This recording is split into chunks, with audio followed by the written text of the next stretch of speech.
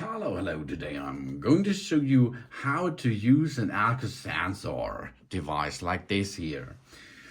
A breath analytics or breathalyzer, yeah, this is a breathalyzer, oh yeah, is a device for estimating the blood alcohol content. This is the BAC. Or to detect viruses or disease from a breath sample. Of course, it's not only the alcohol test, which we can use such an breathalyzer for this. But in this case, of course, the focus is on alcohol. The name is a generalized trademark of the breathalyzer brand name of the instrument developed by the inventor Robert Frank Borkenstein in 1950s.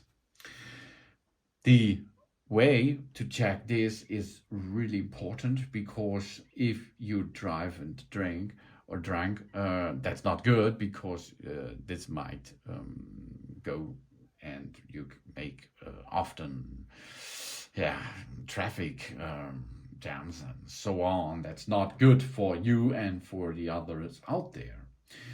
And if you like to watch how much blood alcohol you have for the first test process, and you use a semiconductor device here, this alcohol testing device, and the semiconductor gas sensors are based on the increase in conductance of a tin oxide layer in the presence of a reducing gas such as vaporized ethanol.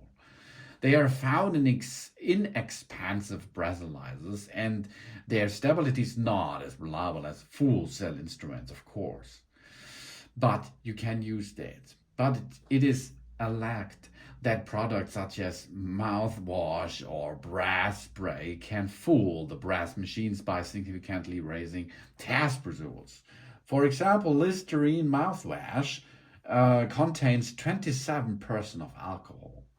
The breath machine is calibrated with the assumption that the alcohol is coming from alcohol in the blood diffusing into the lung rather than directly from the mouth.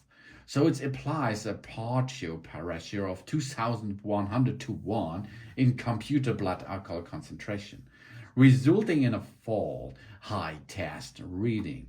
To counter this, officers are not supposed to administer a preliminary breath test for 15 minutes after the subject eats, vomits, or puts anything in their mouth.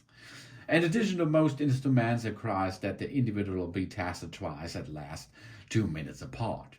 Mouthwash or other mouth alcohol will have somewhat dissipated after 2 minutes and cause the second reading to disagree with the first, requiring a retest.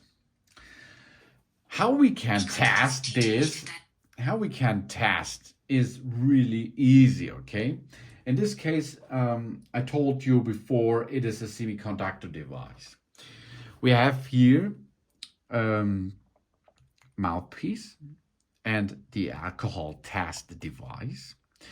And if you like to check the BAC for you, in this case, we have to start the device and then we are going to change to BAC.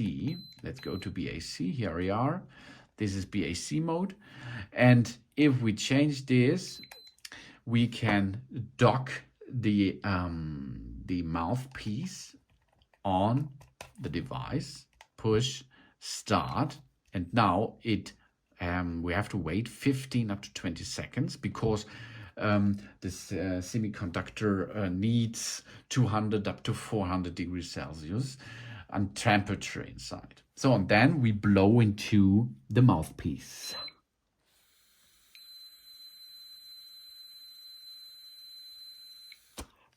Job's done. Now we can see the result is 0.020. BAC. That's good.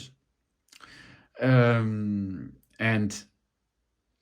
after the test, you remove the mouthpiece.